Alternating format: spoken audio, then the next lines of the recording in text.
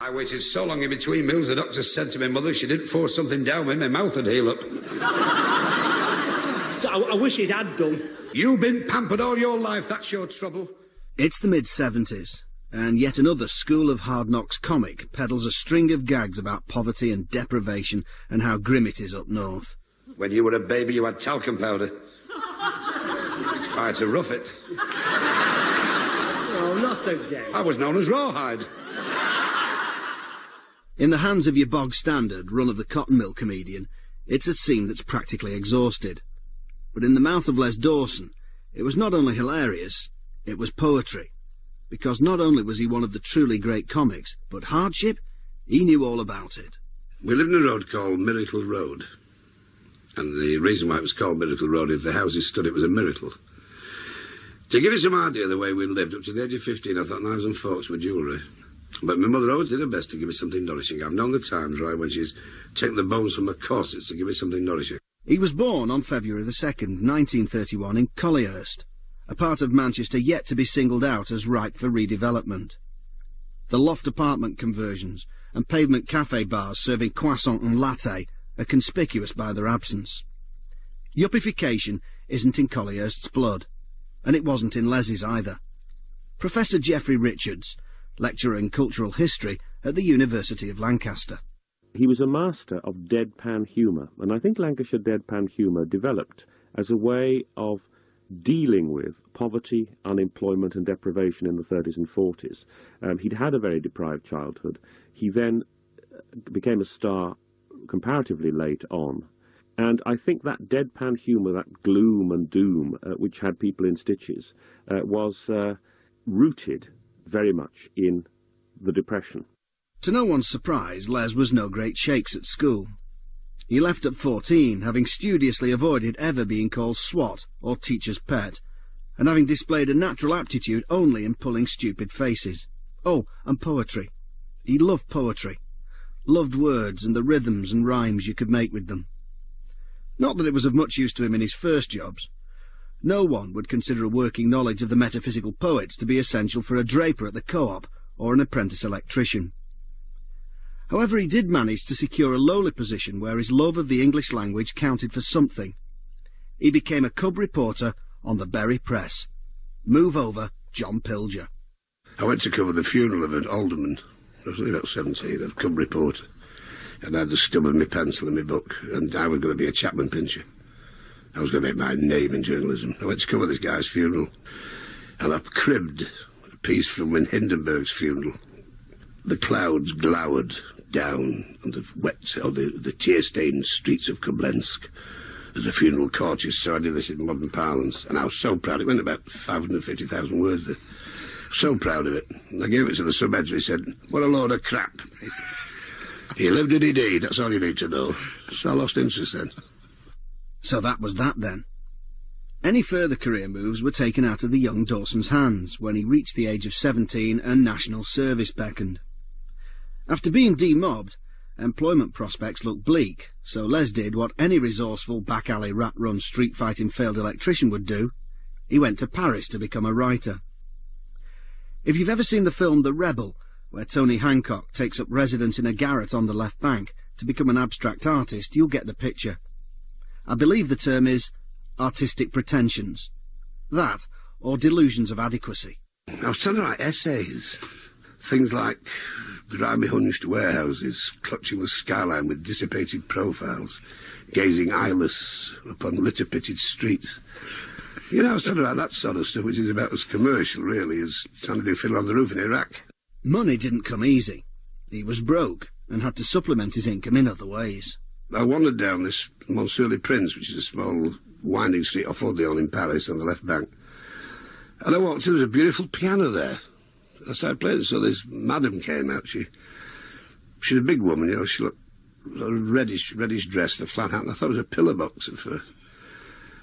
And she said, in an inimitable French, "Voici le pentu," which I found out after I met the LEU, but because I didn't know in those days, because I was still learning English. So she offered me a job playing the piano, you see, late night. For about, in those days, they had inflation pretty bad, for about 5,000 francs, which meant it was about 10 quid, to be honest. Yeah. And nobody ever came in. There was a barman, And the bar was a bit dirty, it looks like it had been backcombed, there's that many cobwebs.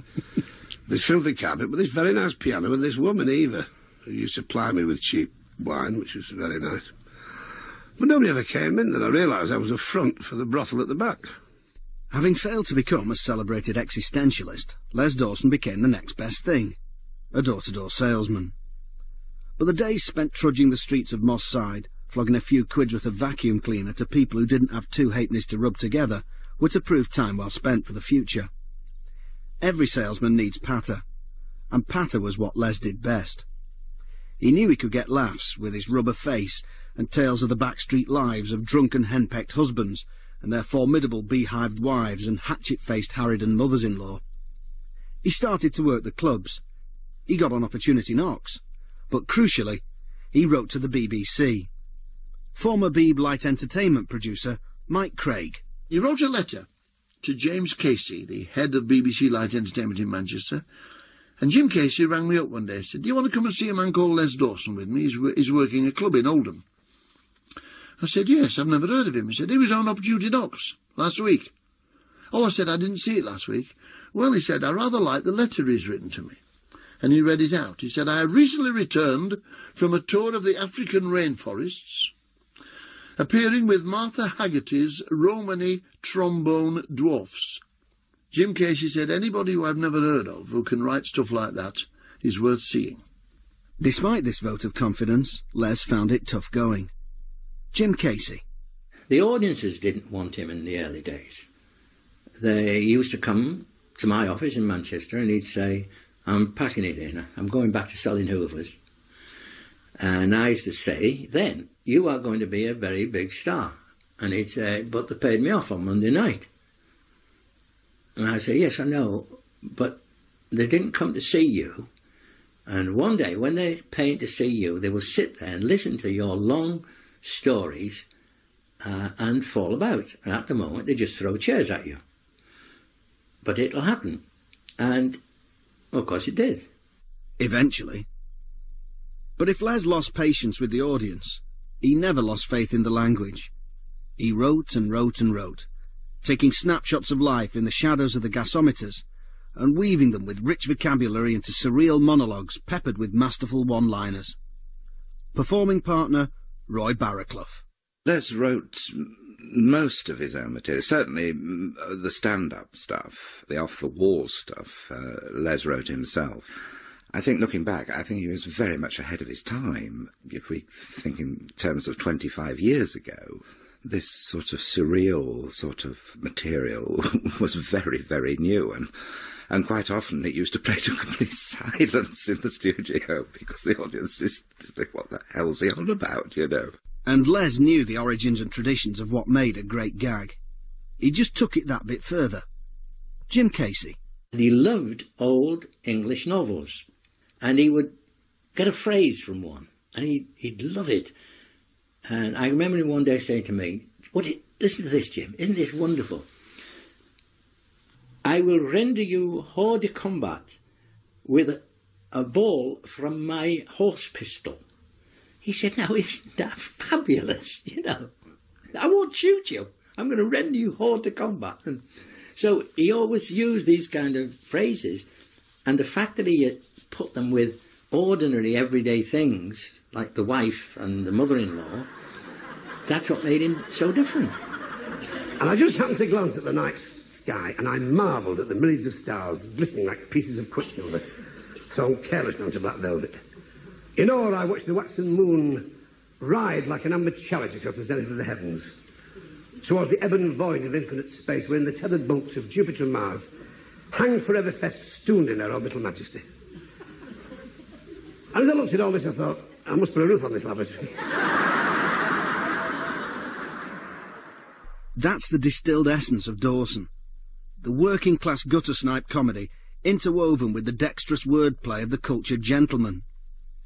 It was as if his intellectualism was an embarrassment and had to be deconstructed to avoid appearing snooty.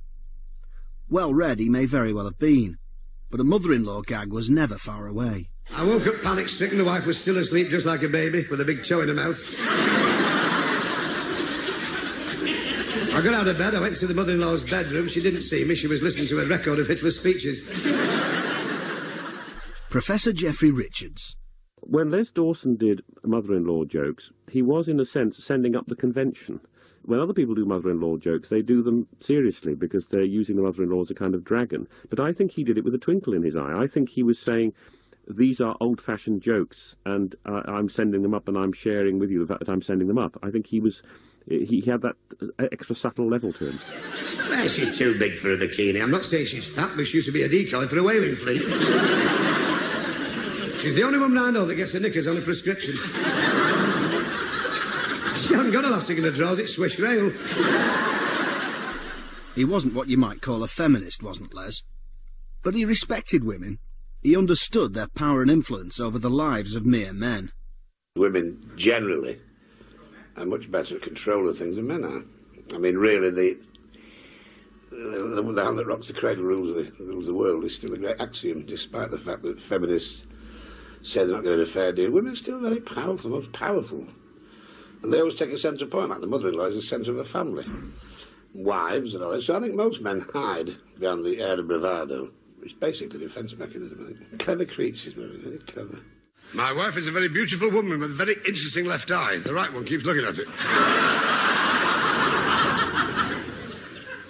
She can be full of changes and surprises. The other morning she gave me breakfast in bed. It slid off the plate when she threw it. I didn't mind. There was something strangely erotic about poached egg on quilt. You see, I haven't spoken to the wife for 5 years. It's not that we've had a row, it's just I'm not quick enough to interrupt. Not quick enough to interrupt. It's a very good gag, but it's all the better for following the surreal domestic image of poached egg on quilt. Women were the butt of lots of Les's jokes, but he was unrepentant. He wasn't having a go. He was making cartoons. I mean, nobody could take the remarks, surely, seriously. When I used to say that she was a decoy for a whaling fleet, and the skin stretched to such an extent when she bends her knees, her eyelids fly open. I mean, come on, that's so extensionist. It's ridiculous to even believe that it's been derogative. I mean, this is a cartoon, Castle Lampoon. It's basically an affection anyway. I mean, I don't put anything to pieces that I don't like. Things I don't like, I ignore. Things I'm fond of, I make fun of. Thursday night, never slept a wink. I kept getting this hideous recurrent nightmare that I was a piece of loose machinery. And the wife was chasing me with a spanner saying, come here while I tighten your nuts.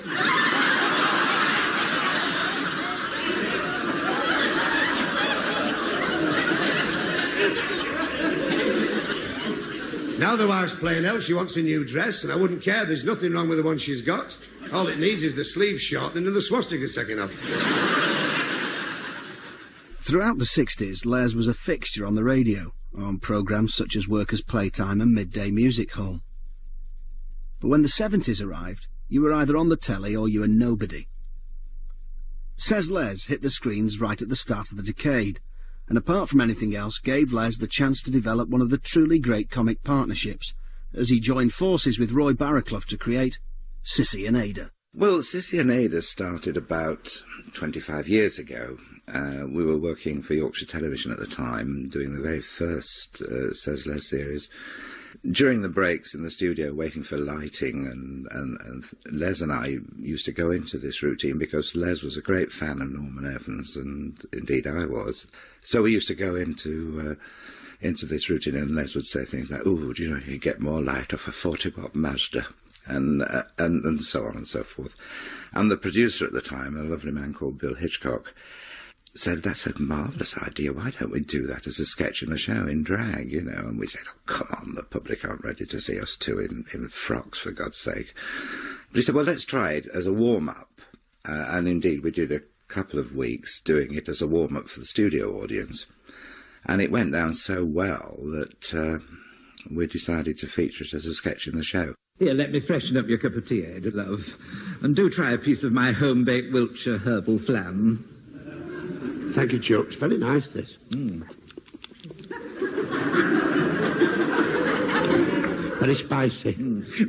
Are you and Bert coming across tonight for a game of cards? Yes. Leonard suggested that we have a little kaluki. Oh, that'd be nice. It's years since me and Bert had a bit of dookie. It's certainly true that there were women like that in Lancashire. I was related to several. And sitting on the ottoman in the back parlour of my grandma's house in Farnworth, it was a toss-up whether to concentrate on Sissy and Ada on the box, or to watch me gran and Florrie dancing, hitch up their ample bosoms, rummage for senior service in the pockets of their nylon housecoats, and mouth something about having trouble downstairs, you know, waterworks. You do look nice going out the other night. You look lovely. Oh, thank you, Ada Choke. Yes, my Leonard bought me that two-piece, you know, from Shea Brenda's in Canal Street. And that pink blouse with the organdy flounce I got from Madame Sheba's. Oh, very nice. She's a bit on the expensive side, yes, you know, but she's very exclusive. Oh, where did you go last night? Well, we went to the hunting lodge. Oh. Yeah, and we dined al fresco. Oh, I don't like Italian food. It acts like opening medicine on me. Oh, really, honestly, Ada. Al fresco means in the open air. Oh, you know, sort of God. eating outside. Oh, yes. You know, we started with consomme. You didn't bother with soup. The gags are pure Dawson, and the observations meticulous. Sissy may not have had a great life, but at least it's been better than Ada's. At least Sissy has dined al fresco and shopped at Shea Brenda. At least she knows that consomme is posh soup, so she's one up on Ada. Somehow, though, it's Ada's complete ignorance and lack of artifice that make her so endearing. It puts me in mind of me gran who, when we took our first foreign family holiday in Spain, said, I wouldn't fancy going there. All that bloody curry.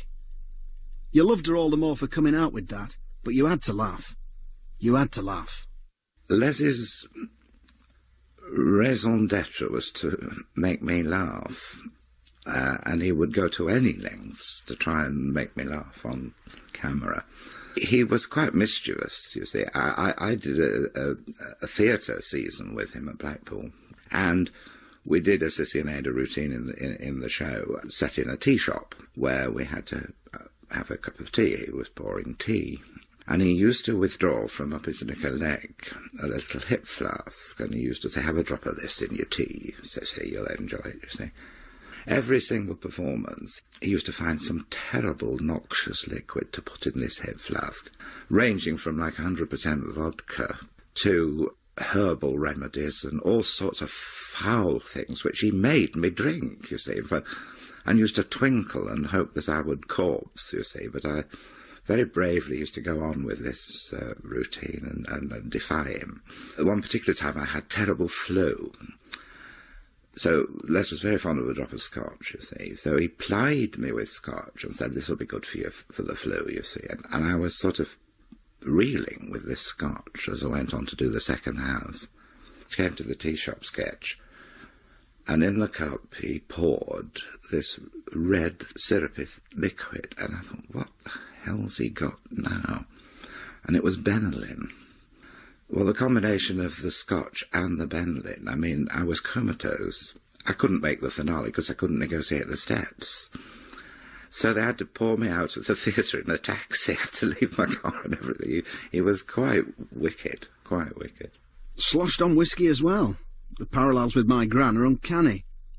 But if the onstage partnership with Roy Radcliffe was vital, offstage, the biggest influence was his wife, Meg. And she was quite an imposing woman, was Meg. Jim Casey. When he was writing once, and the fellow I know was there, and she came in and said, I thought you were going to fix that tap on the bath. He said, yeah, well, I'm done. She said, you're sitting there, go and do it. All right, Meg. And he went up and fixed the tap. They came down and continued writing.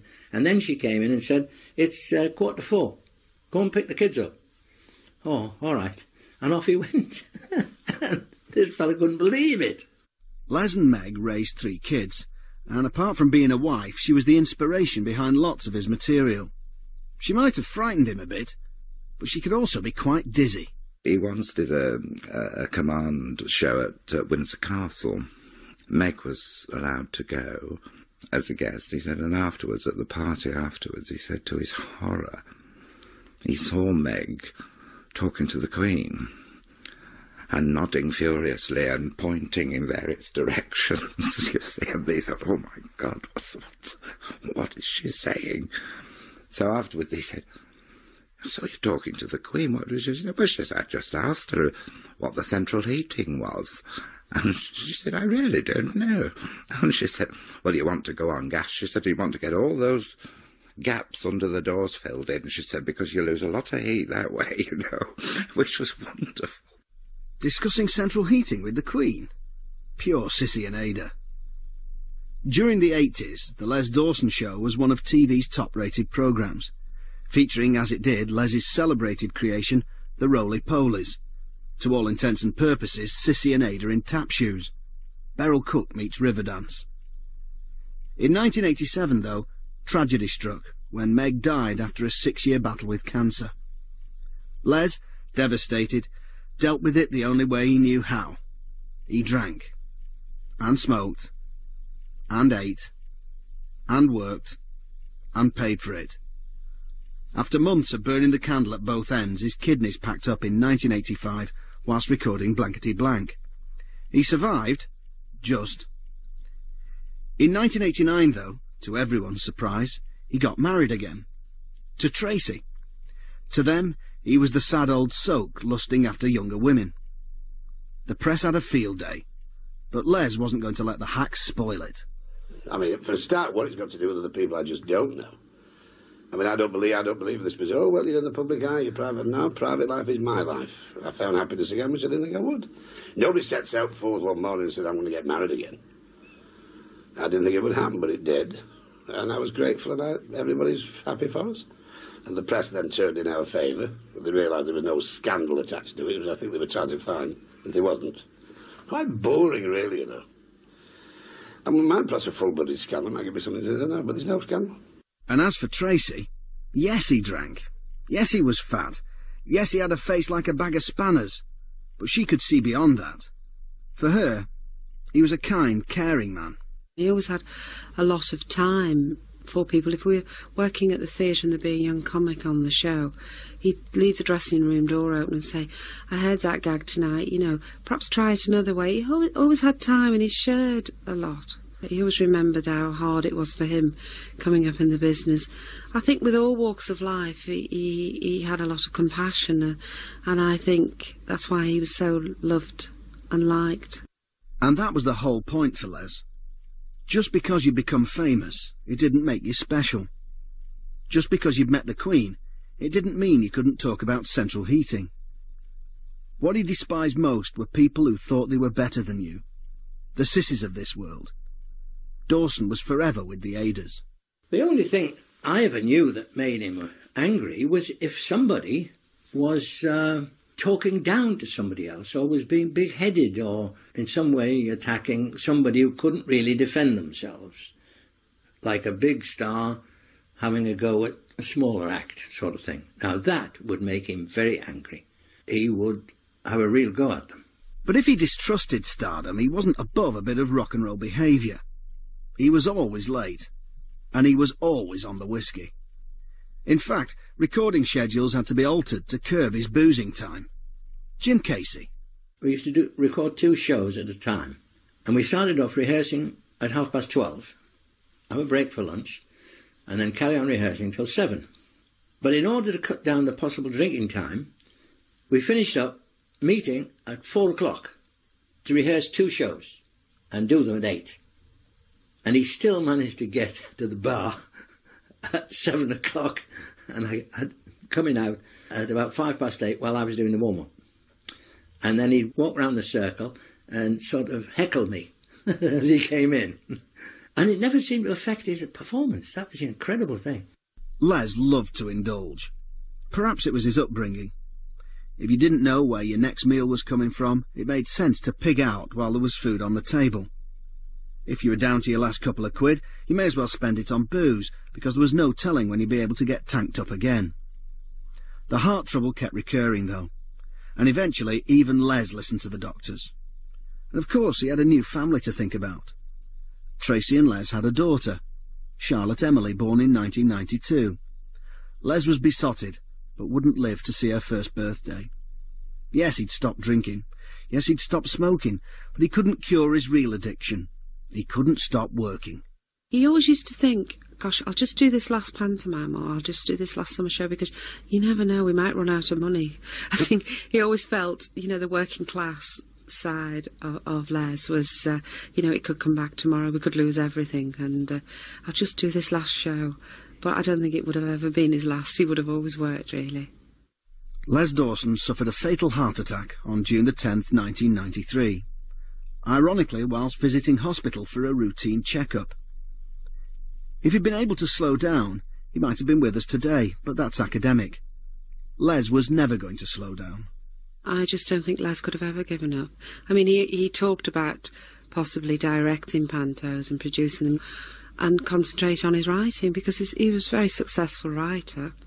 And it would have been nice if he could be here today, and, you know, but it didn't happen. And he lived his life to the full, and I think he had a wonderful life, really. Like Eric Morecambe and Tommy Cooper, Les Dawson was a part of living in Britain in the 70s and 80s. I watched them all with me grandad, and I can still see me and the old fellow laughing there in the armchair in front of the 3-bar electric fire in the back kitchen at Lobelia Avenue. My grandad died, as granddads do, but when Les died, it was like his mate had gone too. Roy Barraclough knows that feeling only too well.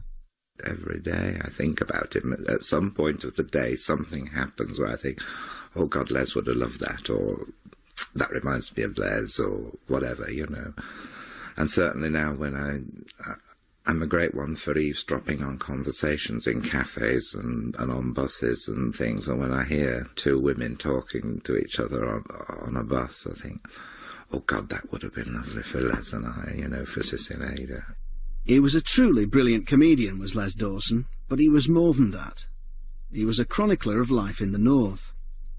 His observations tell you as much as any archive photograph, and the fact that it's funny doesn't mean it's not social history.